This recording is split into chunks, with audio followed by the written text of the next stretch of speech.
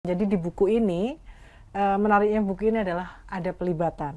Pelibatan, engagement. Betul Yes. sekali. Ya, jadi tidak hanya penulisnya yang ngomong sama pembaca, tapi ada pelibatan. Jadi kalian yang baca buku ini diajak menuliskan story Betul. kalian, Yes. CV kalian, Ya. gitu.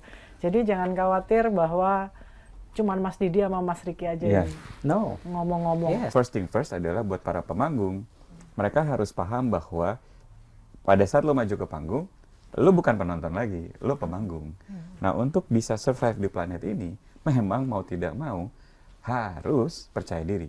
Percaya diri nggak bisa kalau lo belum kenal sama diri lo.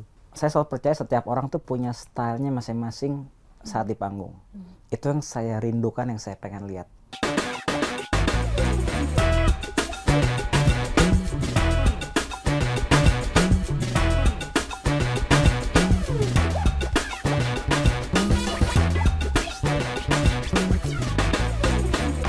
Halo teman-teman, jumpa lagi dengan saya Bernada Rurit dalam acara Sinar Buku Kompas. Hari ini kita kedatangan tamu yang sangat istimewa, Mas Riki Setiawan dan Mas Didi Mudita. Halo. Ini bikin nervous loh ketemu Kenapa, dua Mbak? orang ini. Kenapa Jagoan sih? pencipta panggung yang sudah malang melintang di dunia public speaking, menghasilkan banyak orang-orang hebat. Terima kasih. Wow. Dan ini baru pertama kali buat saya. Ya, nggak apa-apa, Mbak. You're doing great. You're doing great. Santai, santai. You're doing great. So far oke, so far So far so good. oke. Tepuk tangan dulu buat Orang buat Mbak Ruri. Tepuk tangan dulu buat Mbak Rurit.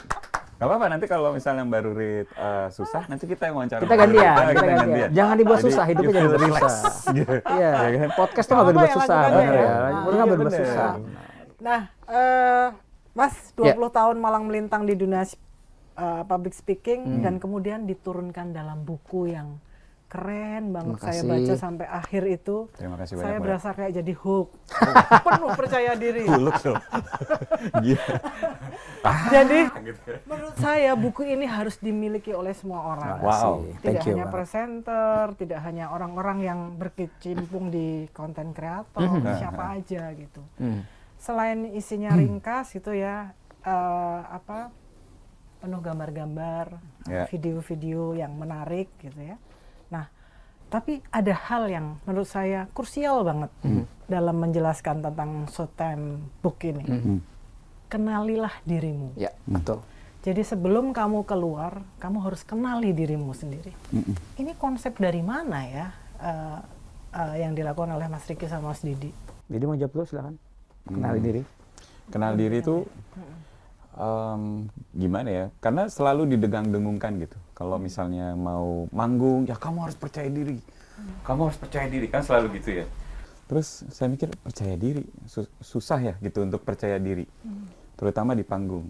Satu, pertama ternyata panggung itu walaupun jaraknya beda cuma berapa meter sama penontonnya, itu planet yang berbeda. Jadi memang wajar kalau lu harus percaya diri di panggung gitu. Masalahnya adalah kita tidak dibiasakan untuk percaya diri di keseharian aja, kita nggak dibiasakan untuk percaya diri, apalagi di panggung gitu. Jadi kepikirannya adalah public speaking teknik yang ada selama ini yang diajarin sama orang-orang itu, yang aku lihat kok malah efeknya malah berbalik gitu. Karena justru efek dari public speaking teknik yang diajarin itu malah membuat orang-orang tidak bisa memunculkan keotentikannya itu di panggung. Padahal itu yang pengen dicari sama orang-orang yang nonton. Oh iya. Ya kan? Jadi first thing first adalah buat para pemanggung, mereka harus paham bahwa pada saat lo maju ke panggung, lo bukan penonton lagi, lo pemanggung. Nah, untuk bisa survive di planet ini, memang mau tidak mau harus percaya diri. Percaya diri nggak bisa kalau lo belum kenal sama diri lo. Gitu. Jadi lo nggak bakal bisa ngeluarin siapa diri lo yang sebenarnya on stage, yang nanti akan di-amplify sama teknik-teknik public speaking ini untuk akhirnya jadi lebih keren di panggung. Nah, itu yang kenapa kalau dari saya kacamatanya sebagai seorang pemanggung, itu butuh tuh sebagai seorang pemanggung kita kenali diri dulu. Mau yang jelek, mau yang bagus, suka apa nggak suka tentang diri kita segala macam, kita udah aware dengan apa yang kita bawa ke panggung. Karena pada saat kita ke panggung, itu kita nggak cuma bawa satu sisi dari kita doang. sebenarnya. Kita bawa satu lemari hidup kita ke panggung. Nah, habis itu baju yang mana yang pengen dikeluarin, nah itu baru gitu. Tapi kita bawa semua itu di dalam diri kita. This is our whole life gitu. Jadi kalau lo nggak kenal, lo udah ngapain aja dalam hidup lo, naik turunnya hidup lo tuh siapa, at least pada saat itu ya, ribet tuh. Asli ribet. Jadi teknik-teknik public speaking itu sebenarnya tujuannya untuk mengamplify apapun yang kita punya. Riki. Mas Riki, apa pentingnya mengenali diri ketika kita mau menguasai panggung? Sama seperti setiap kita di sini punya NIK KTP yang berbeda. Saya selalu percaya setiap orang tuh punya stylenya masing-masing saat di panggung. Itu yang saya rindukan, yang saya pengen lihat. Jadi mungkin gaya, walaupun kita bikin buku yang sama, saya di perusahaan yang sama, tapi saat di panggung gaya saya dan gaya Didi itu beda banget. People can see. Karena kita percaya dengan otentisitasnya kita. Dan di dunia yang penuh banyak penipuan apapun, kita kan pengen sama yang otentik. Kita pengen orang yang asli jadi dirinya sendiri, tapi dia punya teknik menyampaikan ide dengan baik. Jadi udah pasti gayanya Mbak Rurit pun pasti beda di panggung dengan gaya kami. Dan nggak apa-apa. Let's enjoy, let's celebrate the beauty of uniqueness-nya itu. Authenticity-nya itu. Beda. Makanya di chapter 2 buku ini penting banget untuk kita kenal diri kita melalui cerita-cerita kita. Karena itu yang kita cari, itu yang saya cari dari setiap pemanggung yang ada di panggung depan saya. The uniqueness-nya dia, the story-nya dia. Justru kayak Didi bilang, banyak teknik public speaking malah membuat orang tuh seperti pabrikan. Kalau tangan harus derajatnya segini-segini. Bukan salah. Tapi yang saya takut orang jadi tidak nyaman jadi diri sendiri dan dia menjadi orang lain. Sebenarnya kita maunya dia jadi diri sendiri pas dia bercerita tapi dengan cara yang efektif dan impactful. Apakah ini yang kemudian membedakan Impact Factory, perusahaan yang menaungi Mas Didi sama Mas Riki, dengan pelatihan-pelatihan public speaking lainnya? Apakah ini? Boleh dibilang seperti itu. Kalau saya boleh bilang bahwa kami tidak bisa bilang bahwa teknik kami yang paling baik. Tidak. Kami mesti menganggap diri kami itu seperti bela diri Mbak Rurit. Jadi misalnya ada taekwondo, ada karate, semuanya pasti punya pahamnya masing-masing. Dan kita menghormati paham-paham yang lain juga. Tapi yang di paham kami, yang kami percaya, public speaking itu sebelum kita ngomong teknik, harus mulai dengan orangnya dulu. There is me in message. Kalau me-nya kuat, message-nya akan kuat. Jadi aku menghormati banget, banyak banget teman-teman public speaking kita juga yang kita berteman erat dengan mereka. Kita saling support satu sama lain. Tapi belief ini yang membuat saya dan Didi melakukan ini ke setiap klien-klien kami dan teman-teman kami kalau pelatihan public speaking. Oke. Apa sih yang ingin disampaikan dari keseluruhan buku ini? Mungkin kita bisa membedah bagian per bagian gitu. Selain kita mengawalinya dengan pengenalan diri itu, konsepnya bagaimana tadi udah jelaskan. Kita bedah yang pertama, apa sih yang ingin dijelaskan? Jadi apa yang ingin disampaikan kalian berdua kepada publik gitu? Bahwa buku ini bukan hanya untuk presenter, public speaking, content creator, tapi siapa saja. Buku ini buat semua orang. Semua orang yang harus berkomunikasi dengan orang lain, buku ini buat semua orang. Karena gini, dua hal yang sangat mengganggu saya. Yang pertama adalah saat seseorang dikasih kepercayaan waktu tapi dia tidak bisa melakukan efektif. Kan kita pernah ya dengar dosen yang boring, bos yang boring, buang waktu kita nih, ini mau ngomong kemana sih, ngalur ngidul kemana. Dan buat saya itu adalah suatu pembuangan waktu, dan waktu adalah harga yang paling berharga. Yes. Jadi make sure kalau kita menampilkan sesuatu, kasih yang terbaik, kasih orang bisa enjoy. Lalu yang kedua, ini ironisnya. Banyak orang dengan ide-ide keren itu tidak bisa menampilkan ide dengan baik. Tapi menariknya banyak orang-orang yang tidak punya esensi, tidak punya konsep yang baik, tapi dia punya sensasi sehingga dia bisa menginfluence orang untuk melakukan hal-hal yang tidak baik misalnya. Apakah itu penipu, apakah itu misalnya di sosial media yang punya follower banyak tapi menyuruh orang untuk melakukan hal yang tidak baik. Nah buat saya kenapa nggak orang-orang yang baik dan keren seperti Mbak Rur dan teman-temannya itu bisa lebih impactful untuk menyampaikan pesannya. And that's the why kenapa buku itu dimulai dengan pahami bahwa setiap orang tuh adalah performer. Terlepas dari pekerjaan dia, nggak selalu sales. Siapa orang bisa jadi performer. Lalu adalah dimulai dengan konsep bahwa seperti tadi kita udah bahas, dimulai dari diri sendiri. Jadi nggak usah sibuk bandingin sama orang lain. Nah kalau sensasi gimana, Di? Sensasi dan panggung gimana, Didi? Karena abis itu kita silakan. Mungkin ada cerita yang menarik di sini, sopir taksi mengubah hidup Mas Didi. Sopir taksi. Itu kan sebenarnya ya buku ini bercerita bahwa sopir taksi pun bisa melakukan Exactly. itu. Betul. Mungkin Mas Didi Sopir bisa taksi cerita. pun bisa punya panggung sebenarnya kalau cerita Yes, Didi. betul. Betul. Ibu dan tukang Ibu dan sampahnya tukang Mas sampah di Ricky, cerita gitu. saya. Yes. Nah, Jadi supir taksi ini hadir dalam hidup saya pada saat saya lagi chaos lah waktu itu. kacau lah ya. Kacau lah Putus gitu. asa. Putus asa, Area kegelapan. the lowest, the dark age. Kegelapan banget lah gitu. Waktu itu saya punya klien di Sumatera sana.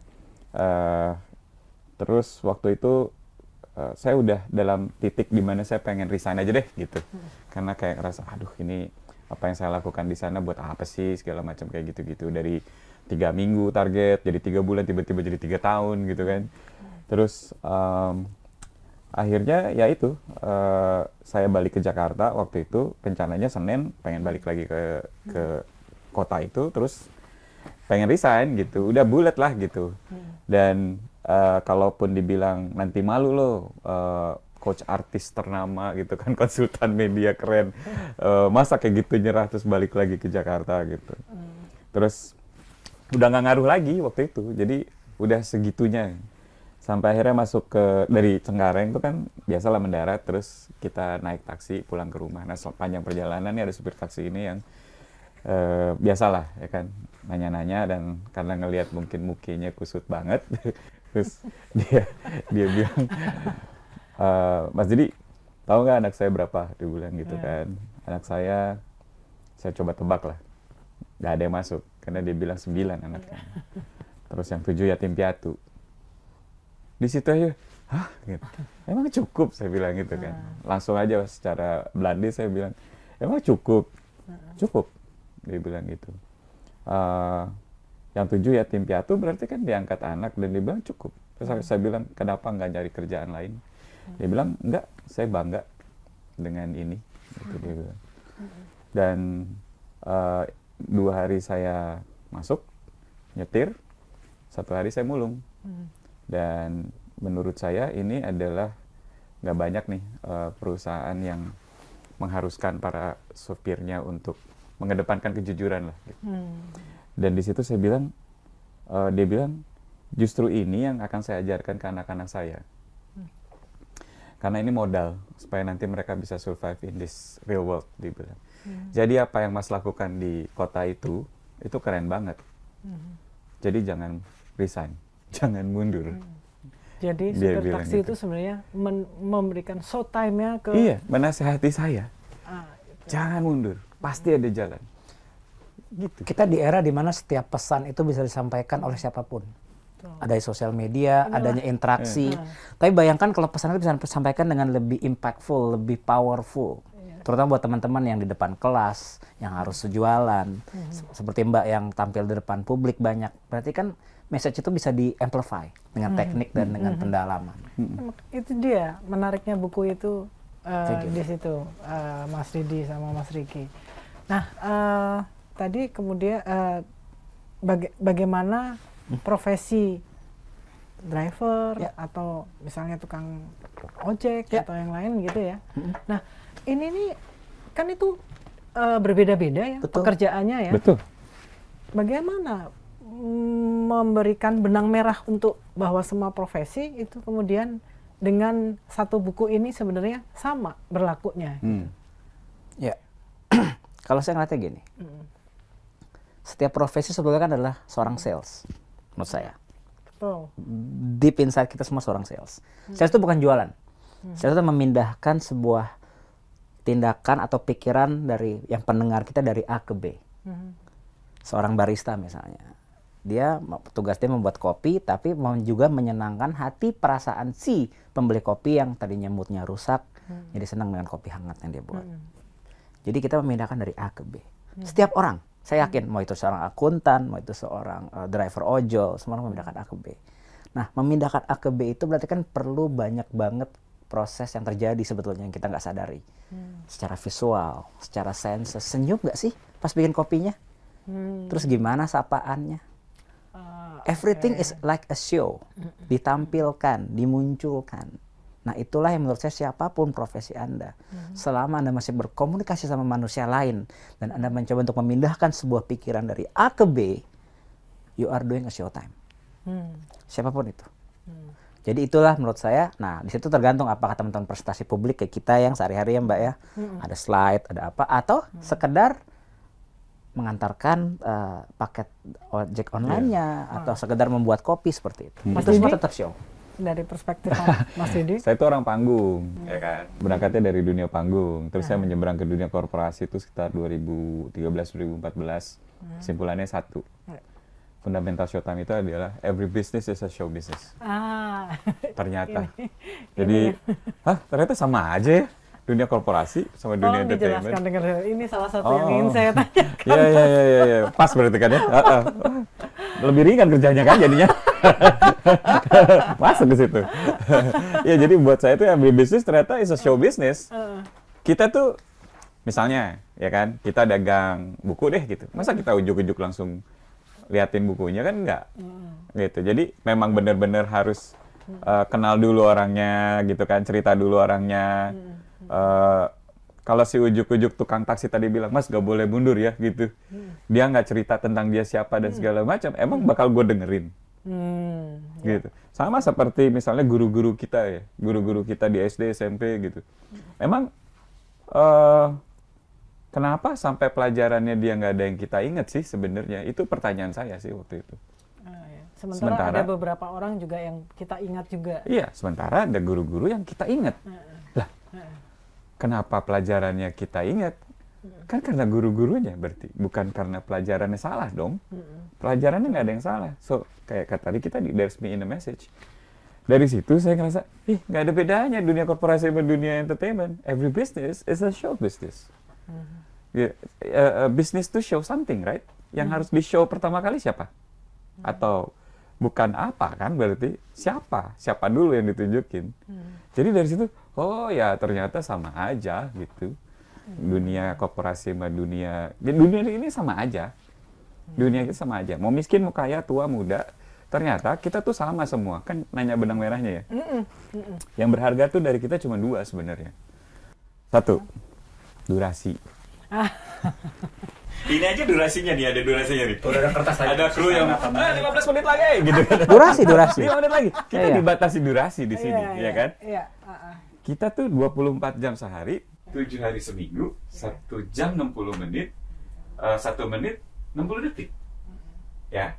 Yang kedua, yang penting dari kita itu adalah semua sama, perhatian. Makanya orang barat bilangnya I pay attention. Bukan I give attention. Ya kan? Jadi gimana caranya dalam waktu yang singkat kita bisa menarik perhatian untuk apapun yang kita pengen ngasih. Sensasinya apa? Nah, tolong dijelaskan. Gitu. Ya karena kita dalam dunia yang sangat kita dalam dunia di mana pasti teman-teman Gen Z, Gen Y, Millennials itu bisa menyatakan hal yang sama bahwa kita dalam dunia yang sangat perang perhatian. Iya. Coba boleh saya tanya berapa Itu menit ngomong teman-teman menakutkan sih, Mas, berapa durasi. menit teman-teman bisa konsisten mau menyaksikan sesuatu sebelum scroll, sebelum ganti, sebelum apapun. Pasti durasinya dari semakin generasi semakin sedikit. Jadi penting dengan durasi yang sangat sedikit itu kita bisa menarik perhatian mereka untuk menyampaikan message kita. Itulah showtime. Justru karena perang durasi ini terjadi, penting untuk kita sebagai pembawa pesan bisa menarik perhatian mereka. Dan dalam waktu yang sangat terbatas itu kita memberikan impact pada perhatian mereka. Apa yang harus diperhatikan dari durasi? Pasti adalah senses. Oke, tadi. Senses gimana, Di? Dari dulu aja, terutama. Jadi gimana caranya dalam waktu yang sangat singkat kita bisa mempengaruhi apa yang dilihat sama audiens, apa yang didengar sama audiens. Kalau bisa kita sampai sentuhan sama mereka gitu misalnya. The presence kita itu bisa mempengaruhi sensasinya mereka, apa yang dilihat, apa yang didengar. Itu benar-benar sensasional nggak buat mereka? Ya kan? Guru yang nggak enak, itu kan sensasinya yang nggak enak. Guru yang enak, oh sensasinya enak nih, gurunya asik banget, gurunya seru nih gitu, dosennya asik nih, sehingga akhirnya kita mau dengerin. Jadi yang pertama kali itu adalah sensasi. Pelajarannya itu esensi. Setelah kita tertarik, biasanya kita akan mendekat. Manusia itu pada dasarnya adalah kepo, ya kan? Jadi dia akan mendekat untuk tahu esensinya. Nah kalau di Showtime itu esensinya itu adalah story, cerita. Itu yang akan didalemin. Nah story-nya itu align nggak sama sensasinya. Pada saat story-nya align, Wah, ini otentik nih orang. Gue makin mau mendekat dan akhirnya gue percaya ada koneksi. Kembali itu barang atau apapun itu ya. Deal deh gitu misalnya. Itu detik berapa sih kita harus mencuri perhatian penonton di durasi itu? Kalau saya bilang semakin cepat semakin baik. Ya beda, hitungannya kalau di TV itu kan kalau film tuh 3 detik apa berapa, 10 detik gitu. Iya. Nah, Sekarang harus semakin lebih cepat. Menurut saya bisa di 4 detik, 5 detik udah harus lebih cepat untuk dapat perhatian. Saya aja deh, contohnya tadi. Sebelum kita syuting ini pun, kalau Mbak lihat saya kan menyapa dengan handshake ke semua tim kita. Karena itu sensasi. Oh, oke. Face, take, touch. Mata. Lalu kata-kata hello everything. Itu adalah saya tahu bahwa kita akan show nih dengan teman-teman di sini. Nah, itu contoh sensasi semuanya di situ kita atur. Kita atur di situ seperti itu. Jadi kalau dan kok saya jauh aja deh, dan sensasi itu bisa membuat sebuah nilai itu jadi berubah. Misal contoh. Baru mau nggak membayar 28.000 buat 1/4 gelas air. 28.000. Nggak mau. Nggak mau. Tapi begitu itu ditambahkan sebuah espresso yang nilainya 12.000 dan kita charge itu menjadi 28 tambah 12 menjadi 40.000, kita mau membayar. Iya. Ya. Karena namanya americano. Sensasinya berubah dari kopi hitam dan air putih menjadi 40.000 americano. And that's how sensasi berubah dari sebuah pilihan kata. Atau kita pernah ke toko roti kan? Roti coklat atau roti yang diisi dengan coklat Swiss terbaik atau apapun, kita harganya naik. Exactly. Jadi pada saat sensasi itu di touch, persepsi berubah, decision berubah. Makanya di buku itu dibahas tentang sensation, lead to perception, lead to decision. Kita mostly, saya nggak bilang semua, mostly make decisions. Bukan karena perlu nggak perlu, tapi suka atau tidak suka. Faktanya apa? Nggak usah jauh.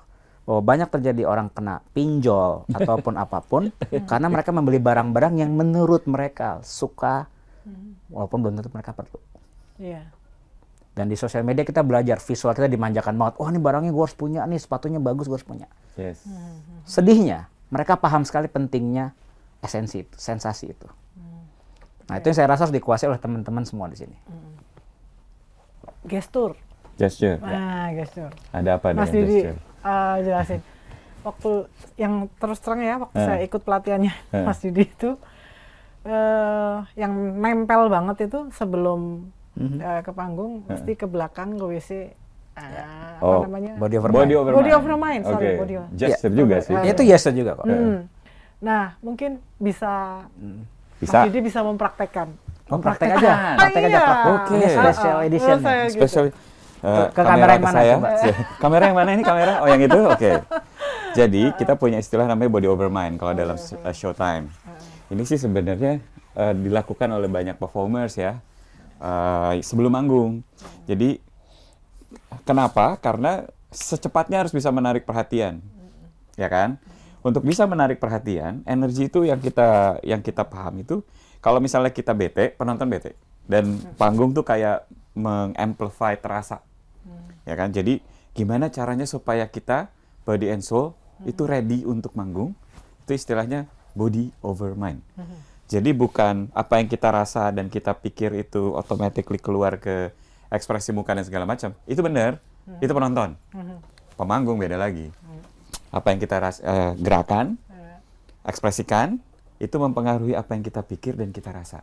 Ya. Gitu. Jadi gini, kaki selebar bahu misalnya ya, supaya kita ngerasa kita tuh pede banget, kaki selebar bahu. Terus udah gitu, tangan di pinggang. Ini namanya Wonder Woman pose. Ya kan? Terus kita harus rasain. Terus dada busung. Ya, dada busung terus dagu naik. Nah, kita susah membedakan antara sombong sama bangga kan. Pada saat udah naik tuh biasanya kita ngerasa di otak tuh, wah gila sombong nih gitu kan ya. Padahal enggak, itu bangga sebenarnya. Busung, dadanya naik, terus ini gua. Gitu. Itu di cermin ya kita lakuin. Ini gua. Ya kan? Terus udah gitu muka. Muka kita itu juga membuat apa yang kita pikir dan kita rasa itu ngaruh. Jadi kalau lu pengen merasa bahwa muka lu seasik itu dan kita ngerasa seasik itu, muka lu harus asik. Because it's hard to face the problem if the problem is your face. Ya, kita hanya mau dealing sama orang yang asik mukanya. Jadi pada saat lo masuk panggung, muka lo tuh harus asik. Ya lo asik karena emang lo bener asik. Nah untuk membuat itu muka lo dibikin, gitu. Latihannya gitu. Iya. Lo latihan itu kan? Saya udah jutaan kali jadi sudah biasa. Saya udah jutaan kali jadi sudah. Gantian Ya kan, mau CEO, mau ya siapalah pejabat apa segala macam, rontok udah posisinya pada saat itu kan. Jadi pada saat itu relax. Dan pada saat masuk panggung, they feel relax. The presence itu ditangkap sama penonton, energinya asik, penonton open, they are ready to hear. Gitu. Tujuannya itu sih Mbak. Iya. Gimana penonton? Oke? Oke, mantap. Oh, Oke. oke kan, Mas Riki? Kita selalu sering membatasi bahwa bahasa itu, komunikasi itu cuma lewat tulisan dan visual. Sementara yang paling kuat justru adalah gesture, gerak tubuh, itu adalah messenger yang paling kuat. Betul. Baju, segala macam. Contoh, kalau saya bilang saya minta maaf, cukup dengan teks yang emoji terkenal ini, teman. Bapak-bapak ya. Saya pakai suara, Baru Rit, saya minta maaf ya. Atau lebih impactful, saya mau menunjukkan gesture badan saya, Baru Rit, aku tuh minta maaf. Which one is more impactful? Pasti ada gesture-nya kan. Iya. Nah, jadi never underestimate the power of your gesture. Yang tadi disampaikan adalah badan kita semua berbahasa, berbicara. Dan sama mungkin analogi paling gampangnya tentang body over mind tuh sama seperti sepeda listrik.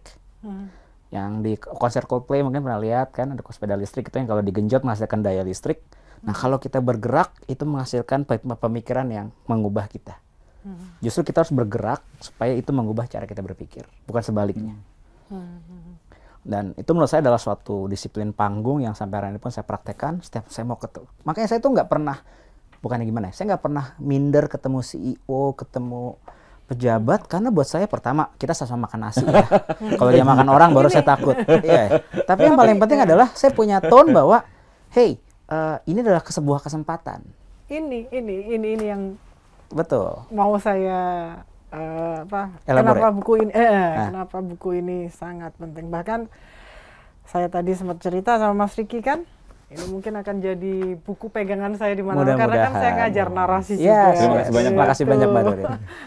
Lanjut tadi Mas. Intinya adalah mau kita ketemu seorang CEO, saya justru jangan minder. Mereka pasti ketemu kita karena mereka butuh sesuatu dari kita. Nah sering sekali kita udah keburu grogi, minder, terus tiba-tiba message kita malah tidak tersampaikan. Karena kita sudah keburu keburu dipengaruhi oleh hal yang sebenarnya tidak perlu terjadi segala macam. Nah kalau kita makan body over mind dulu, kita ada posturnya adalah kita sama-sama sejajar nih. CEO kliennya butuh saya juga kok. Tone kita kan akan beda cara kita ngadepin ya. Instead of kayak kita kayak, iya gimana Pak, harus gimana.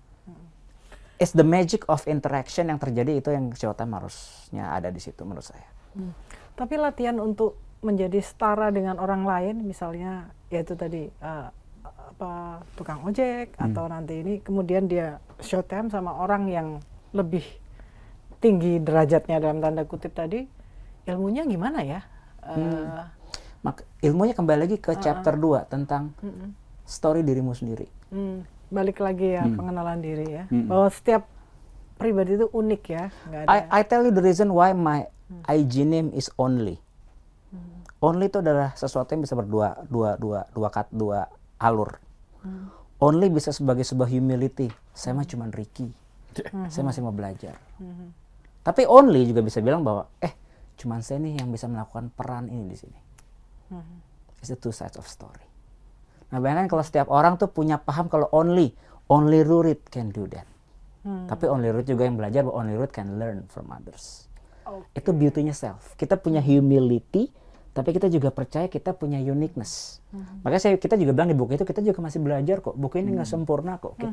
Kita masih belajar sampai hari ini. Ya, kita juga masih gagal nggak prestasi, masih ada. Masih. Jadi it's only. Tapi only juga ada angle lain di mana itu keunikan itu yang kita embrace. Jangan coba jadi diri orang lain. May you comfortable in your own skin. Mas Didi. Latihannya posturing tadi dulu. Posturing tadi dulu, Iya, dulu. iya. Itu latihan itu aja dulu. Diawali dengan itu dulu. Nanti berubah mindsetnya, cara berpikirnya. Terus lama-lama penggunaan bahasa pun juga jadi berubah. Contoh saya punya tukang ojek nih dulu ya. Lu punya tukang ojek? Iya. Wah hebat loh. Juragan. Langganan. Oh, Langganan. Diki yang. Ini langganan nih. Ada satu tukang ojek ya. Ini lucu banget. Lama-lama dia jadi ajudan gue gitu. Serius? Asli itu di daerah rumahnya Rombang tuh kerajaan, Mbak. Oh gitu ya. Jadi kalau ada Semua kopi, tukang kenal dia. ada kopi mau americano, gue pengen bikin rawamanguno kali ya itu. Ada tukang ojek nih. Ini menarik perhatian gue gitu awalnya karena akhirnya kita tukeran nomor itu karena dia manggil gue klien. Abang kan klien gue, gitu. Wih mantap gitu. Kita tukeran nomor ya kan. Sambil makin waktu berjalan, ini orang menarik gitu, karena dia lebih memilih jadi tukang ojek instead of jadi karyawannya Astra, karena menurut dia gue independen. Oh. Udah gitu dia tuh tanahnya banyak, karena Free thinking. dia tanahnya banyak, karena orang tuanya Betawi yang punya tanah banyak, terus dia kayak punya kerajaan bisnis ngurusin STNK dan SIM gitu, dan kliennya banyak gitu. Jadi dia sebenarnya happy aja, dapat istri. Satu desa di Solo yang dipakai sama dulu pemerintahan Orde Baru, desa ditenggelamin buat jadi waduk. Jadi dia itu kompensasinya kebun pohon jati. Jadi kalau waktu kawinan dia 7 hari 7 malam, dia hanya motong 2 pohon jati, selesai. Menarik ceritanya. Jadi wah ini orang keren banget gitu. Dan dia tuh kayak jadi more than just tukang ojek karena dia menawarkan jasa untuk apapun, helpful banget. Jadi dari situ, gila ya, apapun profesi lo bisa menarik perhatian. Dan yang gue perhatiin cara dia posturing itu nggak begini, ayo Pak, silakan, ini nggak gitu. Jadi yang benar-benar, oke Pak, yuk, itu apa gitu. Jadi sigap banget gitu orangnya. Oh iya. Itu kayaknya mempengaruhi dalamnya juga. Jadi dari situ, wah ya udah, itu kayak ini orang. Dan ternyata dia pakai kaki palsu dan baru tahu setelah berapa tahun dia, lalu nggak tahu gue pakai kaki palsu, kaki palsu. Ternyata di Lindestruck tuh sampai harus diamputasi. Tapi wah ini orang menarik ceritanya gitu. Mas, gimana ya caranya merelitkan kehidupan pribadi kita itu dengan bisnis yang melekat pada kita gitu? Paling gampang adalah kita harus punya sebuah habit yang namanya, teman-teman harus punya namanya bank of stories. Bank of stories itu adalah gini. Kembali lagi ya. Kembali ke masa kecil, kita punya story-story apa aja. Kalau teman-teman lihat kan di bukunya saya ada telur dadar, Didi ada tupir taksi, dan masih banyak cerita lain. Sorry, saya potong. Itu yang bagian saya pengen ceritakan. Jadi di buku ini, menariknya buku ini adalah ada pelibatan. Engagement. Betul sekali. Iya, jadi tidak hanya penulisnya yang ngomong sama pembaca, tapi ada pelibatan. Jadi kalian yang baca buku ini diajak menuliskan story kalian, CV kalian, gitu. Jadi jangan khawatir bahwa cuman Mas Didi sama Mas Riki aja yang ngomong-ngomong, omon-omon. Omon-omon. Benar. Sorry, lanjut. Nggak apa-apa. Thank you, Mbak. Itu I think that's a very good point. Menambah nilai tambah. Iya. Makanya buku ini, kenapa kita pengen buku ini bukan jadi buku yang massal, tapi jadi buku yang bisa unik buat setiap orang. Iya. Karena di awal pun tanda tangan janji bahwa this book can bring goodness to the world. Dipakai buat ilmu yang baik. Nah, ke cerita saya tadi yang saya sampaikan bahwa soal kita misalnya tadi menjadi seorang speaker misalnya. Kayak tadi saya mau nyambungin tadi cerita ojek Didi dulu. Jangan lupakan bahwa setiap gesture kita itu matters ke decision making-nya, Mbak. Contoh Mbak misalnya mau beli asuransi nih. Tapi kalau datang ke asuransinya, yang jual ke asuransi ke Mbak tuh orangnya maaf ya, lemes, capek, jutek, mukanya murung, terus bahkan kayak tolong dong Mbak Ririt, aku kurang deal nih. Lo akan kasih nggak deal itu? Enggak. Karena gini, kan kita udah ada message di alam bawah sadar kita. Gimana lo bisa cover gue kalau sendiri nggak bisa cover diri lo? Nah, kenapa showtime itu penting untuk kita? Bisa at our best capacity, kayak body over mind apapun, itu benar-benar kayak atlet sebetulnya. Kita harus menunjukkan diri kita yang terbaik, kita harus benar-benar make sure every decision itu akan bisa menginfluence orang dari keputusan gesture kita. Jadi aku pernah dapet deal klien berapa kali, solusi sama persis dengan company-company lain. Tapi alasan mereka deal sama aku cuma bilang gini, Rick, kalian sales ya, kenapa gue deal sama lo? Karena dari cara lo bergerak. Cara lo on time, cara lo menyampaikan pesan membuat gue yakin walaupun gue nggak ngelihat orang solusinya di mana. Kalau nggak salah ingat, Ya. Mas Ricky pernah bilang 100% selalu deal. Enggak 100% sih, Mbak. Saya masih amin kalau itu. Enggak. Saya boleh bilang enggak 100% selalu deal. Tapi boleh dibilang sejak saya belajar Showtime, the probability untuk closing deal itu jauh meningkat. Nah, Karena pertama energi saya as a confident because I know my product, I know my solution well and I know how to deliver it well. Itu saya tahu. Yang kedua, yang tadi saya balik ke cerita story tadi, kita harus punya bank of stories. Pada saat saya ketemu audience yang berbeda, saya udah punya bank of story yang berbeda untuk saya sampaikan. Contoh saya ketemu tiba-tiba satu CEO yang ternyata alumni kampus saya. Saya manggil Kak. Kak, kita satu kampus nih. Yes. Dan dia senang dong. Oh, ternyata dia sudah saya sudah melakukan sebuah proses untuk memahami dia lebih lanjut. Atau sama-sama fans MU misalnya. Wah, kita kalah lagi nih. Wah, dia langsung lebih dekat lagi. Kan kita bagaimana membuat jarak itu dekat sehingga message lebih gampang. Message itu akan tersampaikan kalau jarak semakin dekat, benar kan? Nah, itu yang sebaik matematikanya sederhana itu Showtime. Gimana membuat jarak lebih dekat, lebih di trust sehingga message kita bisa sampaikan. Karena itu di buku ini kita minta tantangan di awal. Message ini harus digunakan buat kebaikan. Jangan pakai buat nipu, jangan pakai buat menyebar kebencian, jangan dipakai buat propaganda aneh-aneh. Karena kita nggak mau tanggung jawab kalau ternyata teman-teman menggunakannya untuk hal yang tidak baik. Jujur aja kita takut. Betul. Karena kita tahu betapa berbahayanya influence yang salah itu. Kita belajar sejarah lah. Perang Dunia Kedua, Perang Dunia Pertama. Banyak perang terjadi karena ada orang-orang yang cukup powerful. Yang menggunakan kebencian dan tahu bagaimana menginfluence sensasi orang. Nah, itu dia. Sisi Mas Didi, yang relate tadi. Kalau buat saya sih, jadinya memang balik lagi ke dua kata. Kenapa kita mau ngasih kesempatan ke orang? Karena dua kata kan, kredibel, ya kan, sama convincing. Mungkin kita pikir, oh kredibel karena kita sudah taruh CV kita, apa aja yang sudah kita lakukan segala macam di CV. Tapi kita manusia, we need, ya itu kepo tadi, setelah ngeliat CV, kita pasti pengen tahu ceritanya masing-masing gimana sih. Nah, yang dimaksud dengan Ricky itu apa yang sudah kita alami bank of story, itu sebenarnya membuat kita kredibel atau enggak. Semakin kita ngerti ceritanya, nah itu, dia kredibel atau enggaknya itu ketahuan dari situ. Jadi it's very important for us to, to have a lot of stories in our life. Kadang ya itu ya berlalu gitu aja ya. Tapi kita nggak pernah merenung gitu ya. Ini pengalaman yang baru saja kita alami ini sebenarnya meaningnya ke kita apa, impactnya ke kita apa segala macam. Padahal justru itu yang membuat identity kita semakin kuat. Dan akhirnya pada saat itu jadi sebuah story dan didengar sama orang yang dengar. Apapun itu nanti konteksnya, dihubungkan, wah, lo kredibel. Tapi gimana ya, maksudnya kita mengambil jarak antara bank story kita dengan pekerjaan, dengan bisnis yang akan kita sampaikan ke orang gitu. Mengambil jarak, maksudnya gimana? Sorry, Mbak. Mengambil jarak supaya ini jadi nggak terlalu urusan yang private. Kadang-kadang kan orang banyak bercerita. Paham. Jangan sampai dia curhat segala macam. Gitu. Nah, ini orang kadang-kadang sering bordernya kelewat nih gitu. I agree. Betul. Gimana Mas Didi? Latihan. Latihan. Again, mesti ngerti konteks. Ya kan? Durasi, perhatian gitu-gitu. Itu karena kita memahami konteks. Misalnya kita ketemu sama seorang CEO. Konteks seorang CEO pasti durasi nggak banyak, ya kan? Gimana caranya supaya dia juga paham bahwa kita paham akan dia nggak punya waktu banyak. Jadi akan bilang, oke, bapak punya waktu cuma setengah jam, kita akan coba dalam waktu 15 menit meyakinkan bapak, misalnya gitu ya.